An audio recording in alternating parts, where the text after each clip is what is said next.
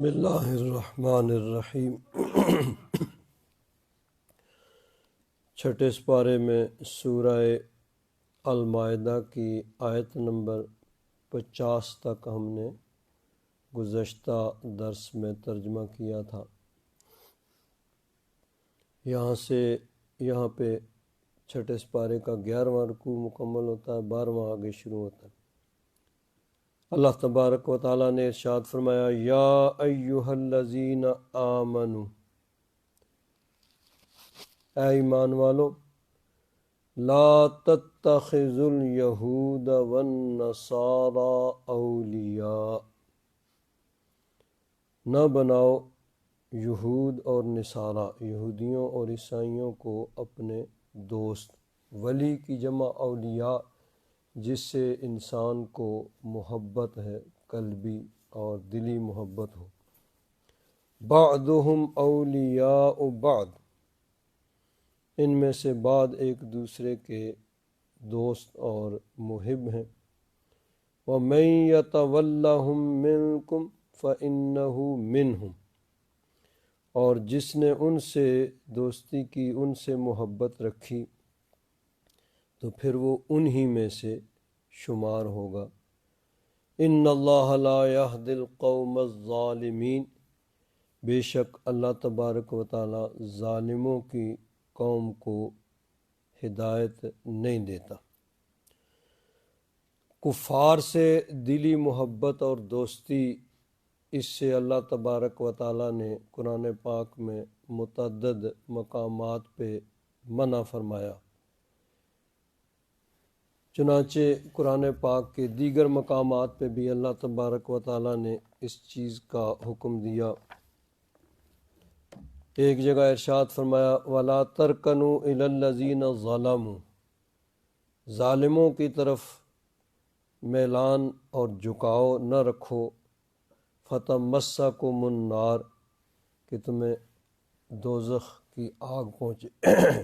مطلب یہ ہے کہ ان کی طرف میلان اور جھکاؤ اور محبت ہوگی تو ایمان خطرے میں ہوگا کہ کسی وقت بھی وہ تمہارا ایمان چھین سکتے ہیں۔ ایک جگہ ارشاد فرمایا، لا تتخذوا بطانة من دونکم، تم کفار کو اپنا رازدار نہ بناؤ، اپنے جو راز کی باتیں ہیں، خاص باتیں ہیں، ان کو نہ بتاؤ۔ ایک جگہ ارشاد فرمایا، لا تجد قوما یؤمنون باللہ والیوم الآخر، تم نہیں پاؤ گے کوئی ایسی قوم جو کہ اللہ پر اور قیامت کے دن پر ایمان رکھتے ہیں، یوادون من حاد اللہ ورسولہ، کہ وہ ان سے دوستی رکھیں، ان سے محبت رکھیں کہ جو اللہ رسول سے دشمنی رکھتے ہیں، اللہ رسول کی جو مخالفت کرتے ہیں۔ وَلَوْ كَانُوا آبَاءَهُمْ أَوْ أَبْنَاءَهُمْ أَوْ إِخْوَانَهُمْ أَوْ عَشِيرَتَهُمْ، اگرچہ وہ ان کے باپ ہوں، ان کے بھائی ہوں، ان کی اولاد ہو، ان کے قبیلہ ہو، خیش قبیلہ ہو، جب وہ کافر ہیں تو ان سے دلی محبت ایمان والے نہیں رکھیں گے۔ تو اللہ تبارک و تعالیٰ نے کفار سے دلی محبت اور قلبی محبت سے منع فرمایا، کیونکہ اس سے ایمان خطرے میں ہوتا ہے۔ اور اسی طرح اسلامی ملک کے اندر جو کلیدی اسامیاں ہوتی ہیں، کلیدی عہدے ہوتے ہیں، پوسٹیں ہوتی ہیں، ان پہ کسی دشمن اور غیر مسلم کو اس کو بھی وہ عہدہ اور پوسٹ دینے سے اللہ تبارک و تعالیٰ نے منع فرمایا۔ لا تتخذوا بطانة من دون، بطانہ رازدار جس کو، اب اس کا جو ہے نقصان اس طرح کے عہدوں پہ کسی دوسرے کے بیٹھنے سے پوری قوم کا اس میں نقصان ہوتا ہے۔ چنانچہ حضرت ابو موسیٰ اشعری رضی اللہ تعالیٰ عنہ صحابی رسول ہیں اور بڑے مرتبے والے ہیں۔ حضرت فاروق اعظم رضی اللہ تعالیٰ عنہ کے زمانے میں وہ ایک علاقے کے گورنر تھے۔ اور ایک شخص ان کا کاتب تھا، منشی تھا، جس کو آج کے زمانے میں سیکٹری، وزیر، معتمد خاص کہا جا سکتا ہے۔ بڑا سمجھدار تھا، عقل مند تھا، ہر کام بڑے طریقے سے، سلیقے سے کرتا تھا۔ حضرت فاروق اعظم رضی اللہ تعالیٰ عنہ کو پتہ چلا کہ حضرت ابو موسیٰ اشعری نے ایک ایسے شخص کو اپنا کاتب، منشی اور سیکٹری رکھا ہے کہ جو کافر ہے۔ حضرت فاروق اعظم رضی اللہ تعالیٰ عنہ نے ان کو خط لکھا کہ اس کو ہٹا دو اور اس کی جگہ کسی مسلمان کو اس اہم عہدے پر رکھو۔ اب یہ چیز کتنی اہم ہوتی ہے۔ حضرت عثمان غنی رضی اللہ تعالیٰ عنہ آپ کے زمانے میں آپ کا معتمد خاص تھا مروان بن حکم۔ یہ حضرت عثمان غنی رضی اللہ تعالیٰ عنہ کے قبیلے کا ایک شخص تھا۔ تو یہ حضرت عثمان غنی رضی اللہ تعالیٰ عنہ کا معتمد خاص تھا، یعنی خاص ان پہ اعتماد تھا، جن کو کاتب اس زمانے میں کہتے تھے، کسی دور میں منشی کہتے تھے، آج کے دور میں سیکٹری کہتے۔ اسی کے پاس ان کی مہر تھی کہ خلیفہ کا جو بھی حکم ہو وہ لکھے اور مہر لگا کے بھیج دے۔ آپ کہتے یہ کام کرو، وہ کرو، ایسے کرو۔ حضرت عثمان غنی رضی اللہ تعالیٰ عنہ نے محمد بن ابی بکر، حضرت ابو بکر رضی اللہ تعالیٰ عنہ کے بیٹے تھے، ان کا نام محمد تھا، ان کو مصر کا گورنر مقرر کیا اور ان کو اپنا خط لکھ کے دیا، اپنی طرف سے گورنری کا پروانہ دیا کہ میں تمہیں مصر کا گورنر مقرر کرتا ہوں، تم جاؤ اور جا کے وہاں پہ چارج سنبھال لو۔ اور دوسری طرف جو پہلے وہاں پہ گورنر موجود تھے ان کی طرف خط لکھا کہ میں نے اس کو محمد بن ابی بکر کو مصر کا گورنر مقرر کیا ہے، جب یہ وہاں پہنچیں تو تم اپنا چارج ان کے حوالے کر دو، یعنی گورنری ان کے حوالے کر دو، اور تم خود جو ہے وہ مدینہ شریف آ جاؤ، تمہیں اور کوئی ڈیوٹی دے دیں۔ اب وہ دونوں خط لے کر، ایک ان کی اپائنٹمنٹ لیٹر جو تھا کہ ان کو گورنر مقرر کیا گیا ہے خلیفہ کی مہر کے ساتھ، وہ، اور دوسرا گورنر سابق جو تھے ان کو جس میں ان کے یہ حکم تھا کہ تم چارج ان کے حوالے کر دو، وہ دونوں لے کے چل پڑے، ساتھ ان کے کچھ لوگ تھے۔ اب وہ جو سیکٹری تھا مروان بن حکم، یہ بنو امیہ سے تعلق تھا اور بڑا شریر قسم کا آدمی تھا۔ اس نے کیا کیا، پیچھے، کیونکہ سیکٹری تھا، کاتب تھا، معتمد خاص تھا، اسی نے سب کچھ کرنا تھا، مہر بھی اس کے پاس تھی۔ اس نے اپنی طرف سے ایک خط لکھا، لیکن لکھا حضرت عثمان غنی کی طرف سے، خلیفہ کی طرف سے خط لکھا کہ یہ آدمی آ رہا ہے محمد بن ابی بکر، جب یہ وہاں پہنچے تو اس کو اور اس کے ساتھیوں کو سب کو قتل کر دو۔ یہ خط اس نے مصر کے گورنر کی طرف لکھا اور مہر لگا کے، اب جب مہر لگ گئی تو ظاہر بات ہے وہ خلیفہ کا خط ہو گیا، مہر لگا کے اس نے ایک آدمی کو دی اور کہا بھئی تم تیز رفتار گھوڑے پہ بیٹھو اور ان سے پہلے تم وہاں مصر پہنچ جاؤ۔ ظاہر بات ہے انہوں نے تو اپنی روٹین کے مطابق جانا تھا کہ آدمی دن میں جتنا سفر کرتا ہے نارمل، اس روٹین کے ساتھ انہوں نے جانا تھا، جہاں قیام کا وقت ہوا قیام کیا اور جہاں سفر کا وقت ہوا، کیونکہ انہیں تو کوئی جلدی نہیں تھی۔ اور جس کو اس نے بھیجا اس کو کہا تیز رفتار گھوڑے پہ جاؤ اور ان سے پہلے پہنچ کے یہ خط مصر کے گورنر کو دے دو، اس میں لکھا ہوا جب یہ وہاں پہنچے تو ان سب کو قتل کر دو۔ اب وہ آدمی خط لے کے چل پڑا، رستے میں یہ جا رہے تھے تو دیکھا کہ ایک آدمی تیز رفتار گھوڑے پہ جا رہا ہے، انہیں شک پڑا بھی کیا بات ہے، یہ کیوں اس طرح جا رہا ہے۔ انہوں نے اس کو روکا، پکڑا، اس کی تلاشی لی تو اس سے خط برآمد ہوا، اس پڑھا تو اس میں یہ لکھا ہوا ہے عثمان غنی کی طرف سے خط ہے یہ مصر کے گورنر کو کہ یہ لوگ آ رہے ہیں، جب یہ آئیں تو ان سب کو قتل کر دو۔ اب وہ لوگ وہاں سے واپس آ گئے، آگے نہیں گئے پھر۔ وہ دونوں خط جو ان کے پاس تھے، ایک ان کی اپائنٹمنٹ لیٹر اور ایک سابق گورنر کی معزولی کا، اور ایک یہ تیسرا خط، تینوں لے کے وہ حضرت عثمان غنی کے پاس آئے اور ان کے سامنے رکھے کہ یہ کیا؟ انہوں نے کہا مجھے تو معلوم نہیں، یہ خط جو ہے یہ کس نے لکھا، کیوں لکھا، مجھے تو کوئی۔ انہوں نے کہا جی آپ کی مہر لگی ہوئی ہے، مہر تو مروان کے پاس ہے، تو مروان آپ کے قبیلے کا ہے، آپ کا کاتب ہے، سیکٹری ہے، آپ کا معتمد خاص ہے، اس نے جو کیا ہے۔ تو اس بات پہ پھر وہ یورش چلی، بغاوت اٹھی، حضرت عثمان غنی کے گھر کا باغیوں نے محاصرہ کیا، اور بالآخر حضرت عثمان غنی کی شہادت پہ وہ اس بات کا اینڈ ہوا، نتیجتاً حضرت عثمان غنی کی شہادت ہو گئی۔ تو ایک آدمی اس کی، جس کو جو اہل نہیں تھا اس بات کا، اس کو ایک عہدہ دیا گیا، تو اتنا بڑا فساد پھیلا کہ ملک کے اندر فساد، مدینہ منورہ میں قتل و غارت گری، اور حضرت عثمان غنی کی شہادت پہ وہ منتج ہوا، اس کا نتیجہ نکلا۔ تو حضرت ابو موسیٰ اشعری نے اس آدمی کو اپنا کاتب اور اپنا منشی مقرر کر رکھا تھا، سیکٹری مقرر کر رکھا تھا۔ حضرت فاروق اعظم کو، جو خلیفہ تھے، ان کو پتہ چلا کہ حضرت ابو موسیٰ اشعری جو فلاں علاقے کے گورنر ہیں، انہوں نے ایک ایسے شخص کو اپنا منشی اور کاتب مقرر کر رکھا ہے کہ جو کہ کافر ہے۔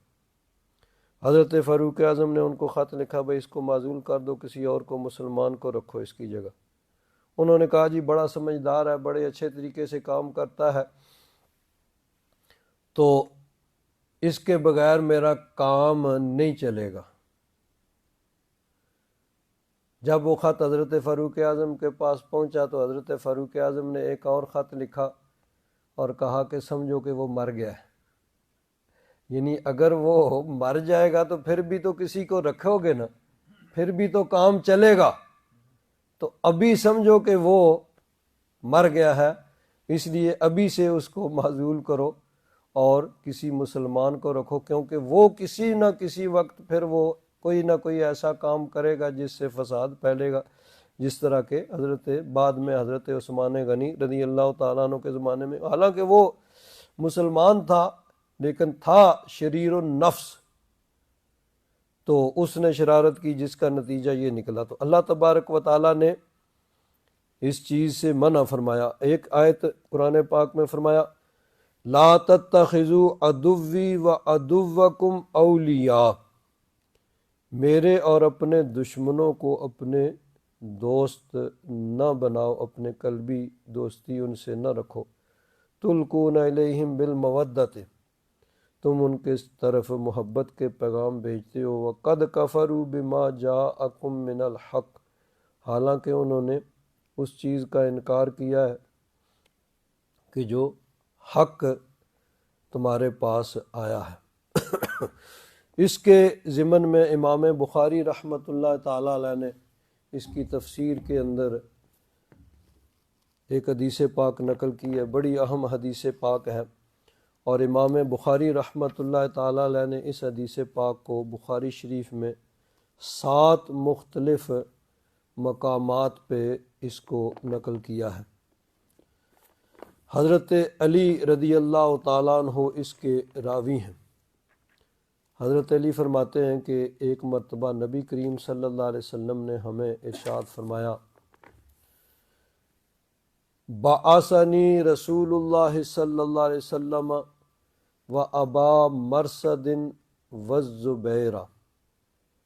فرماتے ہیں مجھے بھیجا، ابو مرصد غنوی کو اور حضرت زبیر کو بھیجا، یہ 3 افراد۔ دوسری روایت میں حضرت ابو مرصد کی بجائے حضرت مقداد بن اسود کا ذکر ہے۔ ممکن ہے کہ چاروں یہ حضرات گئے ہوں، ان کو بھیجا ہو، اور ایک راوی نے حضرت ابو مرصد کا نام ان سے رہ گیا ہو، دوسرے سے حضرت مقداد کا نام رہ گیا، اور بہرحال یہ 3 یا 4 حضرات ان کو بھیجا۔ وَكُلُّنَا فَارِسٌ، ہم سب گھوڑوں پہ سوار تھے، تیز رفتار گھوڑوں پہ سوار تھے، اور نبی کریم صلی اللہ علیہ وسلم نے ارشاد فرمایا تم جاؤ، انطلقوا حتی تأتوا روضۃ خاخ، ایک جگہ تھی جس کو روضہ خاخ کہا جاتا تھا، یہ ایک مکہ شریف سے، مدینہ شریف سے مکہ شریف کی طرف جائیں تو رستے میں یہ مقام آتا ہے، فرمایا وہاں چلے جاؤ۔ فَإِنَّ بِهَا ضَعِينَةٌ، وہاں تمہیں ایک عورت ملے گی جو اونٹ پہ سوار ہوگی، مَعَهَا کتاب، اس کے پاس ایک کتاب یعنی خط ہوگا، فَخُذُوا مِنْهَا، اس خط کو تم لے لو۔ اب نبی کریم صلی اللہ علیہ وسلم ان حضرات کو حکم دے رہے ہیں کہ تم گھوڑوں پہ سوار ہو جاؤ، وہاں پہ تم جاؤ، وہاں تمہیں ایک عورت ملے گی جس کے پاس ایک خط ہوگا، وہ خط اس سے لے لو اور اس کو چھوڑ دو۔ اب عجیب بات ہے کہ مدینہ شریف سے انہوں نے گھوڑوں پہ سوار ہو کے، ہو سکتا ہے گھنٹوں کا سفر ہو یا کئی دنوں کا سفر ہو، تو وہاں جاؤ گے تمہیں ایک عورت ملے گی، اس کے پاس خط ہوگا، وہ خط لے لینا اور اس کو چھوڑ دینا۔ یہ وہ علوم غیبیہ ہیں جو اللہ تبارک و تعالیٰ نے اپنے محبوب کو عطا فرمائے ہیں، کہ ادھر سے یہ جائیں گے، ادھر سے وہ عورت آ جائے گی، وہ خط اس کے پاس ہوگا، اس کو لے لیں گے۔ اب یہ بھی ہو سکتا ہے کہ وہ عورت پہلے گزر جائے، یہ بعد میں پہنچیں، کیونکہ سفر جو اتنا ہے، لیکن آپ نے اس انداز سے بھیجا، اللہ تبارک و تعالیٰ نے جو آپ کو علوم غیبیہ عطا فرمائے ہیں۔ تو حضرت علی فرماتے ہیں کہ ہم گھوڑوں پہ سوار ہو کے وہاں پہنچے،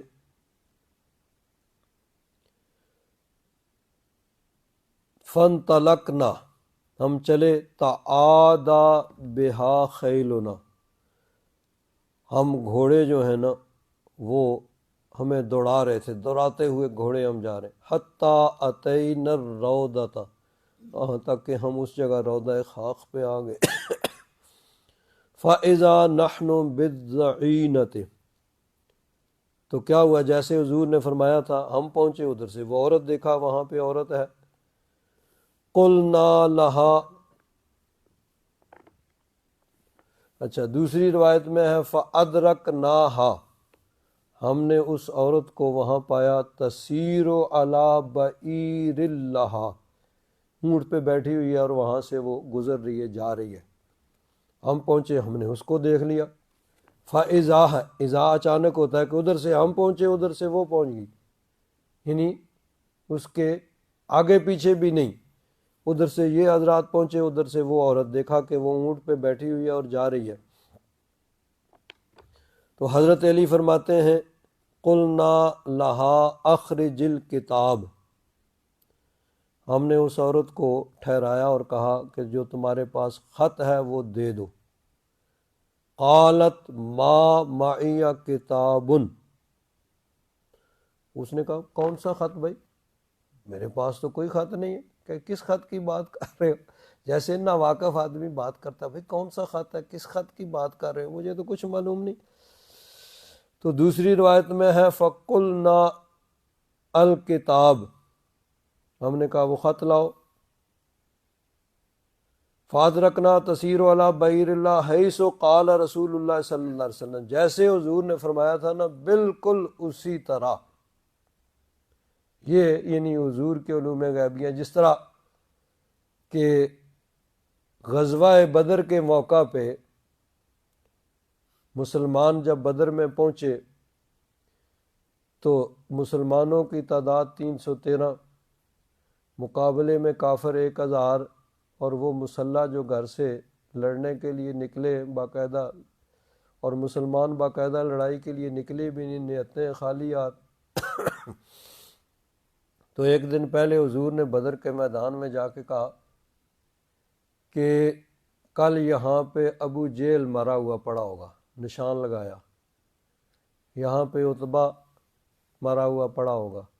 یہاں شیبہ، یہاں ولید، جتنے وہ کافر سردار تھے ان کے نام لے کے فرمایا کہ حاذا مسرع فلان، یہ فلاں کے گرنے کی جگہ ہے، فلاں کی لاش یہاں پڑی ہوگی، فلاں کی لاش یہاں پڑی ہوگی، فلاں کی لاش یہاں پڑی ہوگی۔ اب بظاہر حالات کچھ اور ہیں کہ وہ 3 گنا سے بھی زیادہ مسلح لشکر ہے جو باقاعدہ لڑائی کے لیے گھر سے نکلا ہے، اور حضور نبی کریم صلی اللہ علیہ وسلم اور صحابہ کرام باقاعدہ لڑائی کے ارادے سے نکلے ہی نہیں ہیں، وہ تو اس قافلے کے مقابلے کے لیے نکلے تھے، اور سب کے پاس، کسی کے پاس تلوار ہے، کسی کے پاس نہیں ہے، کسی کے پاس نیزہ ہے، بھالا ہے، ڈھال ہے، کچھ تو، لیکن فرمایا کہ یہاں فلاں کافر مرا ہوا پڑا ہوگا، یہ فلاں کے گرنے کی جگہ ہے، فلاں کے گرنے کی جگہ ہے۔ اب بظاہر حالات اس کے خلاف ہیں، لیکن حضور نے فرمایا کہ ایسے ہوگا۔ اب جنگ ہوئی، جنگ کے بعد حضرت فاروق اعظم رضی اللہ تعالیٰ عنہ قسم کھا کے کہتے ہیں کہ جہاں حضور نے کہا تھا نا کہ یہاں فلاں مرا ہوا پڑا ہوگا، وہ ایک بالشت بھی اس سے آگے پیچھے نہیں تھا، وہیں پہ وہ مرا ہوا پڑا تھا۔ جہاں فرمایا تھا ابو جہل یہاں پڑا ہوگا، وہیں پہ اس کی لاش تھی۔ جہاں فرمایا کہ فلاں کافر یہاں مرا ہوا پڑا ہوگا، وہیں پہ اس کی لاش تھی۔ اس سے ایک بالشت بھی آگے پیچھے نہیں تھا۔ یہ ہے جو اللہ تبارک و تعالیٰ نے اپنے محبوب کو علوم غیبیہ کے خزانے عطا فرمائے ہیں۔ تو حضرت علی فرماتے ہیں کہ جس طرح حضور نے فرمایا تھا ہے سو قال رسول اللہ صلی اللہ علیہ وسلم، جس طرح حضور نے فرمایا تھا اسی طرح ہم نے دیکھا کہ وہ عورت اونٹ پہ سوار ہے اور اونٹ اس کو لے کے جا رہا ہے۔ ہم نے اس کو روکا اور فرمایا کہ وہ خط نکالو، فقالت ما معنا کتاب، ہمارے پاس تو کوئی کتاب نہیں ہے۔ کس خط کی بات کرتے ہو بھائی، جس طرح ناواقف آدمی۔ حضرت علی فرماتے ہیں فَأَنَخْنَاهَا، اناخ یوناخ کو کہتے ہیں اونٹ کو بٹھانا، اونٹ کو جس طرح بٹھایا جاتا ہے، اسپیشل وہ ہر زبان میں الفاظ ہوتے ہیں، وہ بولے جاتے ہیں تو اونٹ بیٹھ جاتا ہے۔ تو ہم نے اس کے اونٹ کو بٹھایا، فَلْتَمَسْنَا، اس کے سامان وغیرہ کی ہم نے تلاشی لی، جو اس کا سامان تھا۔ فَلَمْ نَرَا کِتَابًا،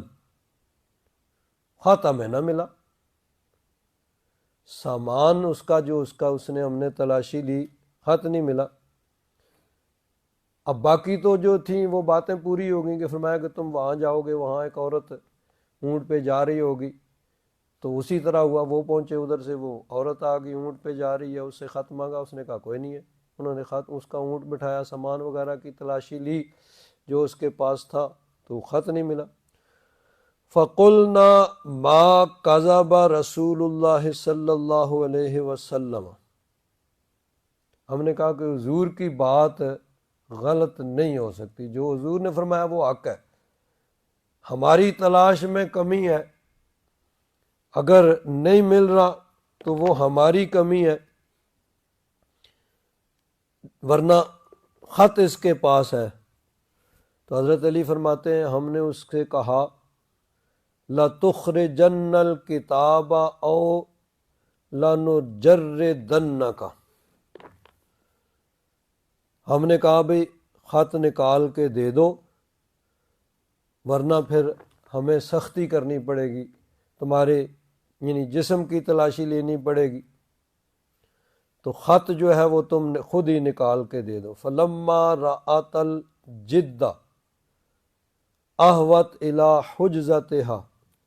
وَهِيَ مُحْتَجِزَةٌ بِكَسَائٍ فَأَخْرَجَتْهُ، تو جب اس نے دیکھا کہ اب تو بات نہیں بنے گی، تو انہوں نے خط تو بہرحال نکالنا ہی ہے، تو اس نے اپنے نیفے سے، یہ جو چادر اس نے تہمد باندھا ہوا تھا، تو تہمد کے نیفے سے اس نے خط نکال کے دیا۔ دوسری روایت میں ہے فَأَخْرَجَتْهُ مِنْ إِقَاسِهَا، اقاس کہتے ہیں جوڑا، اس جوڑے کے اندر اس نے خط، بہرحال اس نے جوڑے سے نکالا یا اپنے نیفے سے نکالا، خط اس کے پاس تھا، وہ اس نے چھپا کے رکھا ہوا تھا، تو وہ خط اس نے نکال کے دے دیا۔ ان لوگوں نے وہ خط لے لیا اور اس کو چھوڑ دیا۔ خط لے کے نبی کریم صلی اللہ علیہ وسلم کے پاس آ گئے۔ حضور نبی کریم صلی اللہ علیہ وسلم نے اس خط کو کھولا، فَإِذَا فِيهِ مِنْ حَاطَبِ بْنِ أَبِي بَلْتَعَةَ إِلَىٰ نَاسٍ بِمَكَّةَ مِنَ الْمُشْرِكِينَ۔ وہ خط جو تھا وہ ایک صحابی تھے، حضرت حاطب بن ابی بلتعہ ان کا نام تھا، ان کی طرف سے وہ خط لکھا گیا تھا، اور لکھا گیا تھا مشرکین مکہ کی طرف، یخبرہم ببعض امر رسول اللہ صلی اللہ علیہ وسلم، ان میں حضور کے کسی معاملے کی ان کو وہ خبر دے رہے تھے۔ معاملہ یہ تھا کہ نبی کریم صلی اللہ علیہ وسلم جب مکہ مکرمہ سے ہجرت کر کے مدینہ منورہ تشریف لائے تو غزوہ بدر ہوئی، پھر احد ہوئی، پھر خندق ہوئی۔ یہ 3 جنگیں تھیں جن میں کفار جو ہیں وہ چڑھائی کر کے آئے تھے، ہجوم کر کے آئے تھے، لشکر لے کے آئے تھے،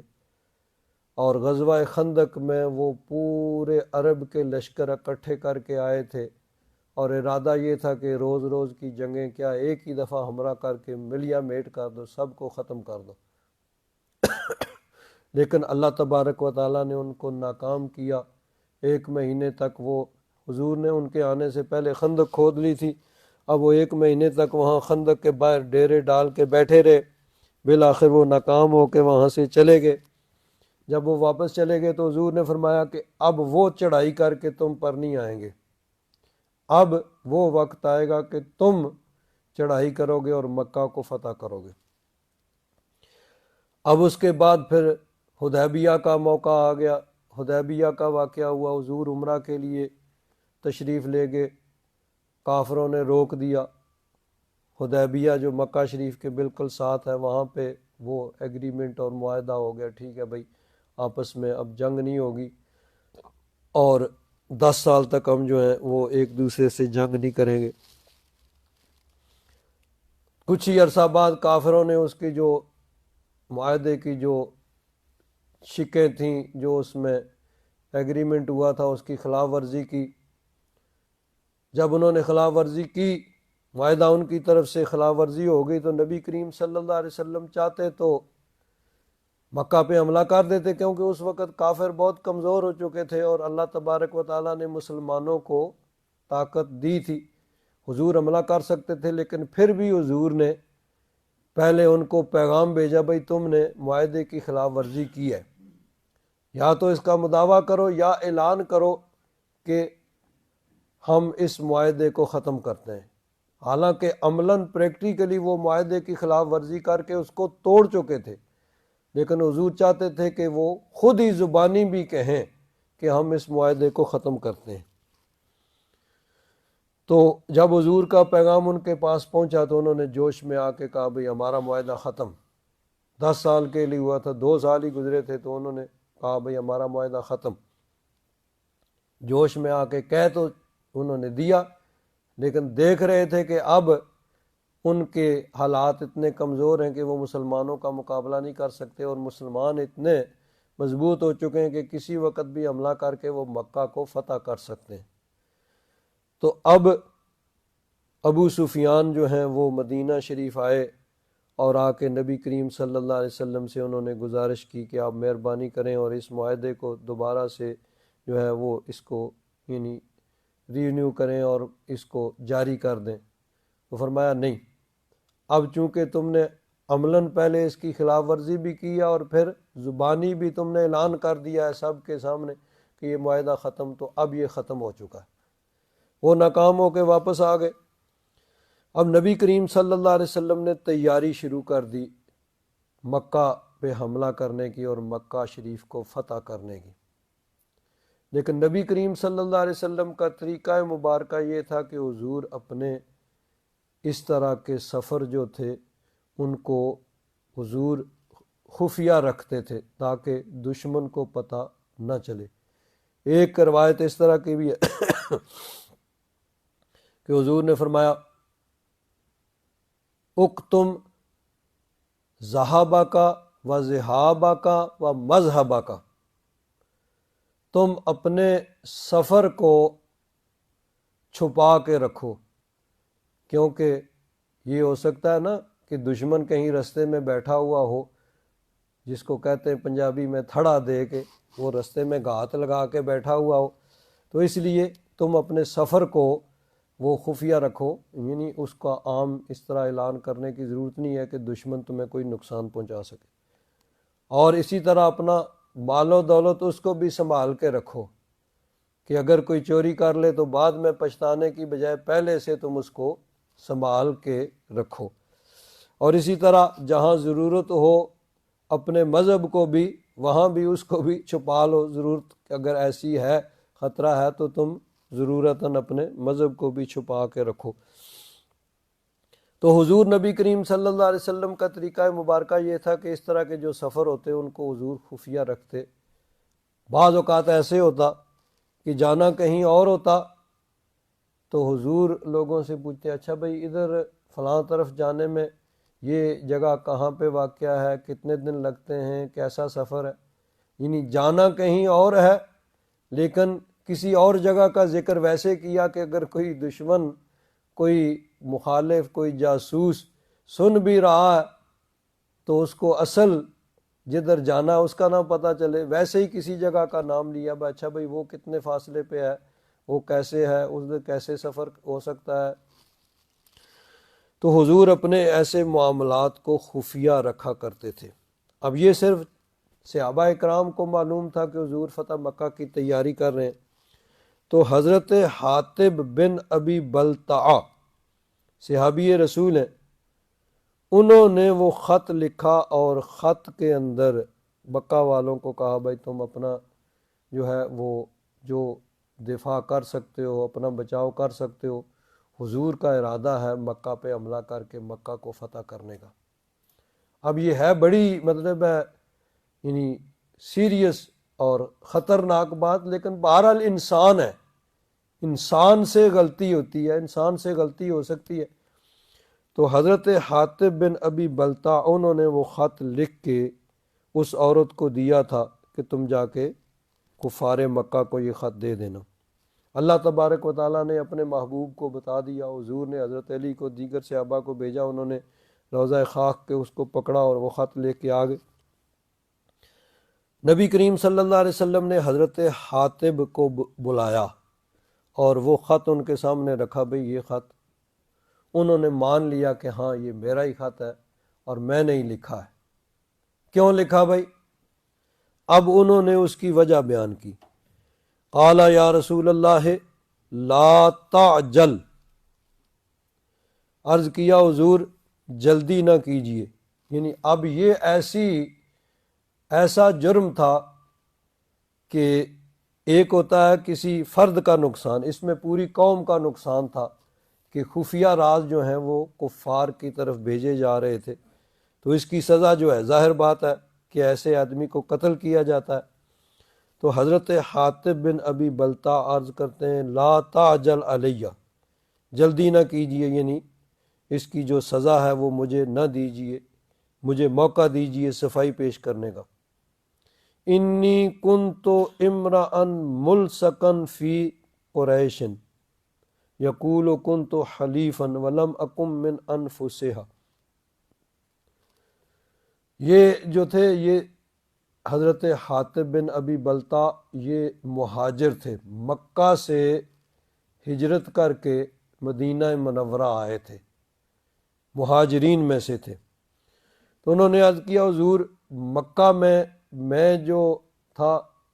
یعنی مقامی باشندہ نہیں تھا مکہ کا، بلکہ کہیں باہر سے آیا تھا، اور باہر سے آ کے ان کے ساتھ مل گئے تھے حلیف۔ آج بھی وہاں کیا ہوتا ہے عرب میں، وہ کفیل ہوتا ہے کہ جو باہر سے آدمی جاتا ہے نا وہاں رہتا ہے، اس کا ایک کفیل ہوتا ہے جس کے ذریعہ سے اس کو وہاں ریزیڈنسی یا وہاں کا وہ جو پرمٹ رہائش کا ملتا ہے وہ اس کے ذریعے سے ملتا ہے، کفیل کے ذریعے۔ آج بھی وہاں پہ وہی قانون ہے کہ کوئی لوکل، کوئی مقامی آدمی وہ اس کی گارنٹی دیتا ہے اور اس کے بھی ہاف پہ اس کو رہائش کا وہاں پروانہ ملتا ہے، وہ رہ سکتا ہے، جس کو اقامہ کہتے ہیں۔ تو انہوں نے کہا کہ میں مکہ میں مقامی نہیں تھا، لوکل نہیں تھا، باہر سے آیا تھا، حلیف کسی کا بن کے وہاں پہ رہ رہا تھا۔ تو باقی جو بھی مہاجرین ہیں، وَكَانَ مَن مَّعَكَ مِنَ الْمُهَاجِرِينَ مَن لَّهُمْ قَرَابَاتٌ يَحْمُونَ أَهْلِيهِمْ وَأَمْوَالَهُمْ، باقی جتنے بھی مہاجرین مکہ سے ہجرت کر کے مدینہ شریف آئے، وہ وہاں کے مقامی باشندے تھے، ان کے خاندان میں سے کچھ لوگ ایسے بھی ہیں جو ابھی بھی وہاں پہ کافر ہیں، مکہ میں ہیں، تو وہ ان کے پیچھے جو قرابت دار اور ان کے رشتہ دار اور ان کے مال وغیرہ وہاں ان کی حفاظت وہ کرتے ہیں، اس بنا پہ، رشتہ داری کی بنا پہ۔ فَأَحْبَبْتُ إِذْ فَاتَنِي ذَلِكَ مِنَ النَّسَبِ فِيهِمْ أَنْ أَتَّخِذَ عِنْدَهُمْ يَدًا يَحْمُونَ قَرَابَتِي، کہ انہوں نے عرض کیا کہ حضور میں نے یہ اس لیے کہا ہے کہ میرا ان پر، مکہ والوں پر کوئی احسان ہو جائے تو وہ میرے قرابت داروں اور میرے مال اموال کی وہاں پہ حفاظت کریں گے، چلو اس نے ہم پہ احسان کیا ہے۔ باقیوں کے تو وہاں قرابت دار ہیں جو ان کے قرابت داروں اور رشتہ داروں اور اموال کی حفاظت کر رہے ہیں۔ تو یہ وجہ تھی، غلطی وہ اپنی مان گئے، لیکن انہوں نے کہا کہ وَلَمْ أَفْعَلْهُ ارْتِدَادًا عَنْ دِینِی، انہوں نے عرض کیا حضور مرتد ہو کے دین سے پھر کے میں نے یہ کام نہیں کیا، ولا ردم بالکفر بعد الاسلام، اور اسلام کے بعد کفر سے راضی ہو کے میں نے نہیں کیا، مسلمان ہوں اور کافر نہیں ہوا ہوں، اسلام کو نہیں چھوڑا ہے، صرف یہ وجہ تھی کہ وہاں میرے جو قرابت دار ہیں ان کی حفاظت کریں گے، وہ ان کے میرا کوئی احسان ہو جائے۔ فقال رسول اللہ صلی اللہ علیہ وسلم اما انہ صدقکم، حضور نے فرمایا ٹھیک، اس نے درست کہا ہے، جو بات کہی ہے وہ حقیقت پہ مبنی ہے، اسی لیے انہوں نے یہ خط لکھا تھا۔ تو یعنی ان کی جان بخشی ہوگی، ان کو اس بات کی معافی مل گئی کہ انہوں نے جو ایک ایسا کام کیا تھا کہ جو پوری اس یعنی مسلمان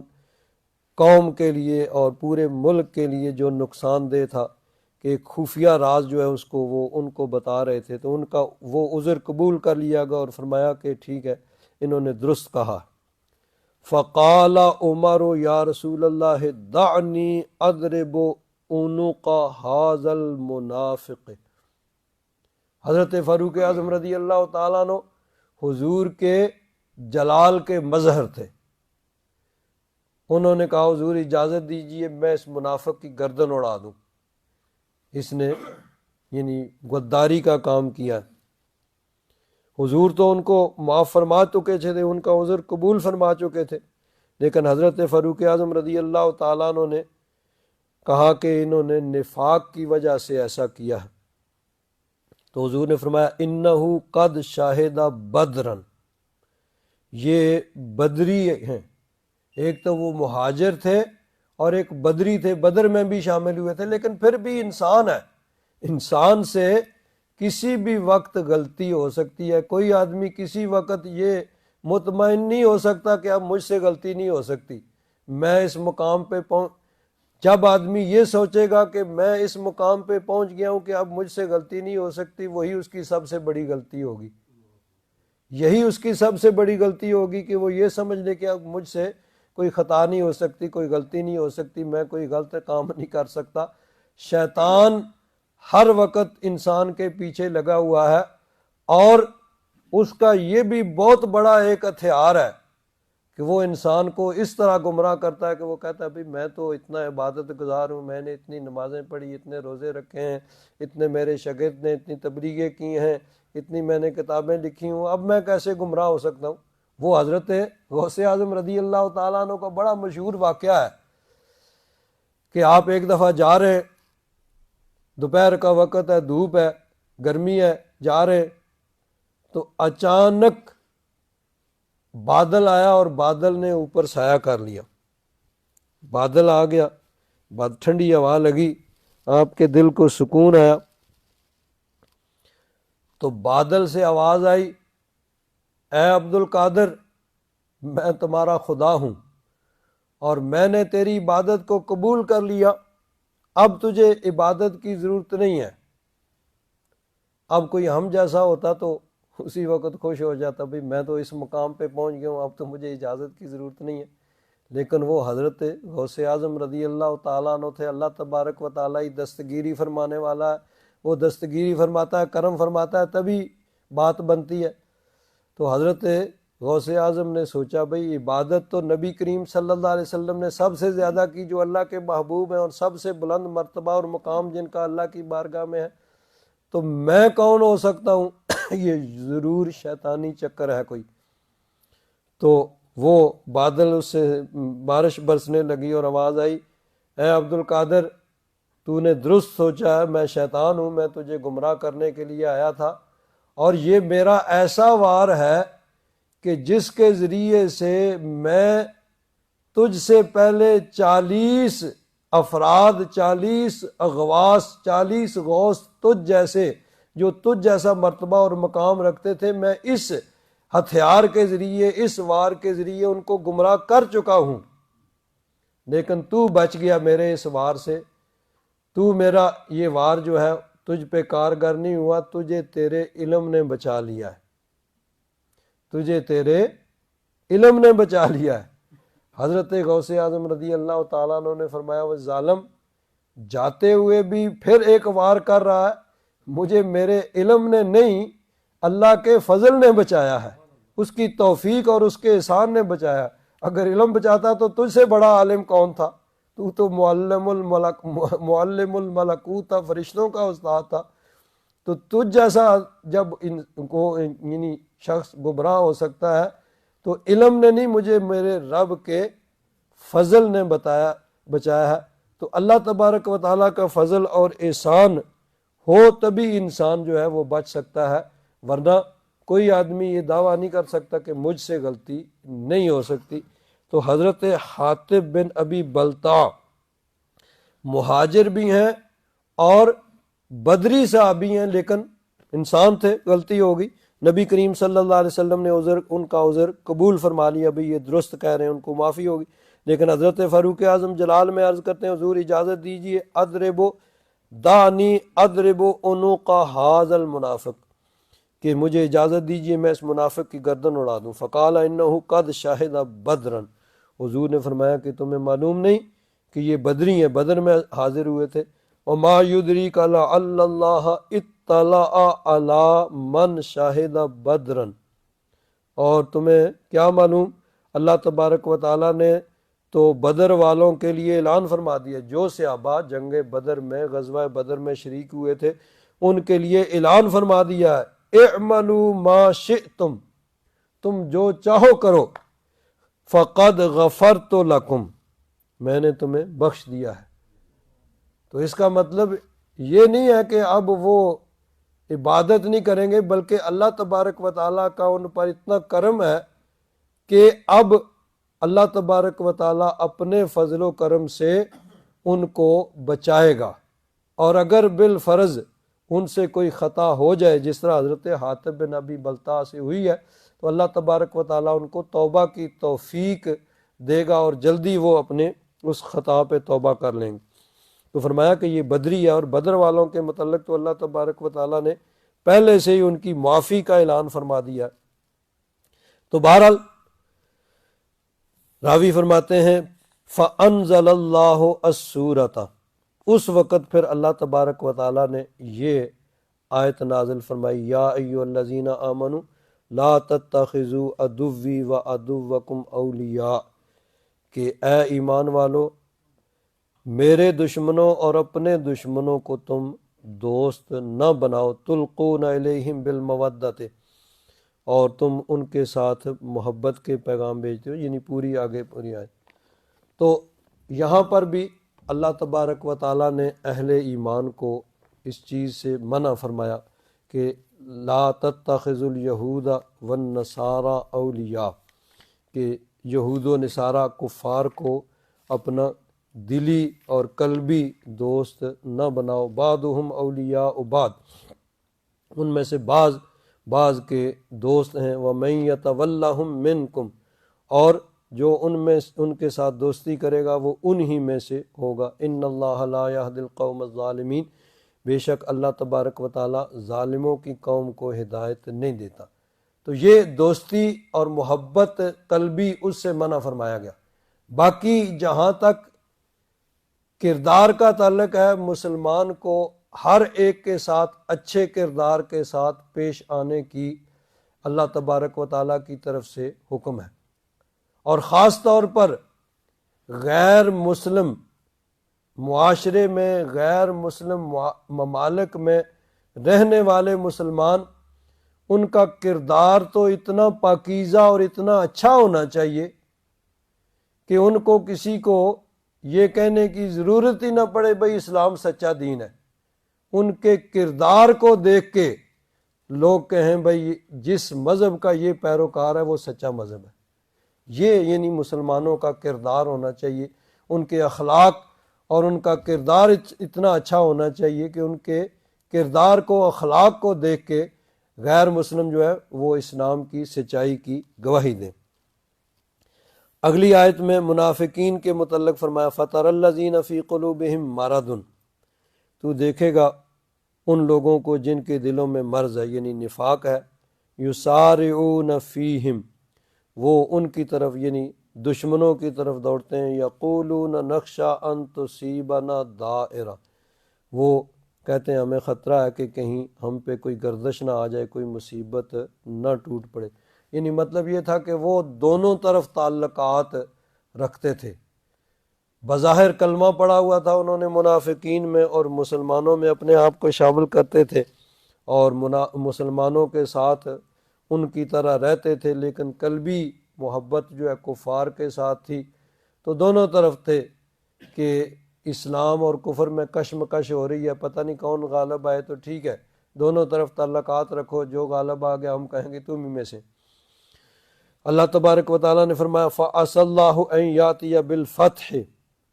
قریب ہے کہ اللہ تبارک و تعالیٰ فتح لے آئے، فتح مکہ یا ویسے دیگر فتوحات جو اسلام کو ملی، او امر من عنده، یا اپنے پاس سے کوئی معاملہ، فَيُصْبِحُوا عَلَى مَا أَسَرُّوا فِي أَنفُسِهِمْ نَادِمِينَ، پھر وہ اس پہ نادم اور شرمندہ ہو جائیں جو وہ اپنے یعنی دلوں کے اندر وہ چھپاتے تھے۔ وَيَقُولُ الَّذِينَ آمَنُوا،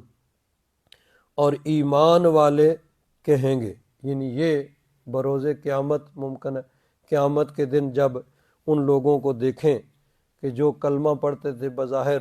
اور مسلمانوں کے ساتھ رہتے تھے اور مسلمانوں والے سارے اعمال کرتے تھے، لیکن اندر سے وہ مومن نہیں تھے، کافروں کے ساتھ وہ دوستی اور محبت رکھتے تھے، اور اسلام کی شکست اور کافروں کی فتح ان کی خواہش تھی، یہ چاہتے تھے۔ تو بروز قیامت جب ان کو جہنمیوں کی صف میں دیکھیں گے کہ یہ لوگ یہ جہنم میں جانے والوں کی صف میں شامل ہیں، اس قطار میں، اس لائن میں کھڑے، تو وَيَقُولُ الَّذِينَ آمَنُوا، ایمان والے کہیں گے أَهَؤُلَاءِ الَّذِينَ أَقْسَمُوا بِاللَّهِ جَهْدَ أَيْمَانِهِمْ إِنَّهُمْ لَمَعَكُمْ، کیا یہ وہی لوگ ہیں جو اقسموا باللہ، جنہوں نے اللہ کی قسم کھائی، جہد ایمانہم، پوری قوت طاقت، یعنی بڑی بڑی یہ قسمیں کھاتے تھے کہ وہ تمہارے ساتھ ہیں۔ عبداللہ بن ابی تھا جو نا، وہ جمعہ کے دن آ جاتا، پہلے ہی آ کے تو لوگوں کو کہتا بھئی یہ اللہ کے سچے رسول ہیں، ان پہ ایمان رکھو، ان سے ان کی بات سنا کرو، ان کی بات مانا کرو، اور اندر جو ہے وہ کفر چھپایا ہوا، تو سامنے وہ جو ہے لوگوں کو تلقین کر رہا۔ تو ایسے ہی لوگ ہوں گے جب ان کو کفار اور جہنمیوں کی صف میں ایمان والے دیکھیں گے تو کہیں گے ہیں یہ وہ لوگ ہیں جو بڑی بڑی قسمیں کھاتے تھے کہ ہم تمہارے ساتھ ہیں۔ اللہ تبارک و تعالیٰ ارشاد فرماتا ہے حبطت اعمالہم، ان کے اعمال ضائع گئے، فاصبحوا خاسرین، وہ نقصان اٹھانے والے ہو گئے۔ یعنی بظاہر جو بھی وہ کام کرتے رہے، اگر انہوں نے نمازیں پڑھیں یا حج عمرہ پہ گئے یا صدقہ و خیرات کیا، جو کچھ بھی کیا، چونکہ ایمان نہیں تھا، عقیدہ درست نہیں تھا، تو وہ سارے کا سارا ضائع گیا، ملیا میٹ گیا۔ کیونکہ کسی بھی عمل کے اللہ تبارک و تعالیٰ کی بارگاہ میں مقبول ہونے کے لیے ایمان سب سے بنیادی شرط ہے ایمان ہوگا تب کوئی عمل اللہ تعالیٰ کی بارگاہ میں مقبول ہوگا، اور اگر ایمان نہیں ہے تو بظاہر کتنے ہی بلند دعوے ہوں، کتنے ہی بظاہر انسان اچھے عمل کر رہا ہو، وہ اللہ تبارک و تعالیٰ کی بارگاہ میں مقبول نہیں ہوں گے اور آخرت میں وہ کوئی فائدہ نہیں دیں گے۔ الحمدللہ رب العالمین والصلاة والسلام علی حبیبہ سیدنا و مولانا محمد وعلی آلہ واصحابہ اجمعین۔ اللہم انک عفو کریم تحب العفو فاعف عنا یا غفور یا غفور یا غفور۔ صلی اللہ تعالی علی حبیبہ سیدنا و مولانا محمد وعلی آلہ واصحابہ اجمعین۔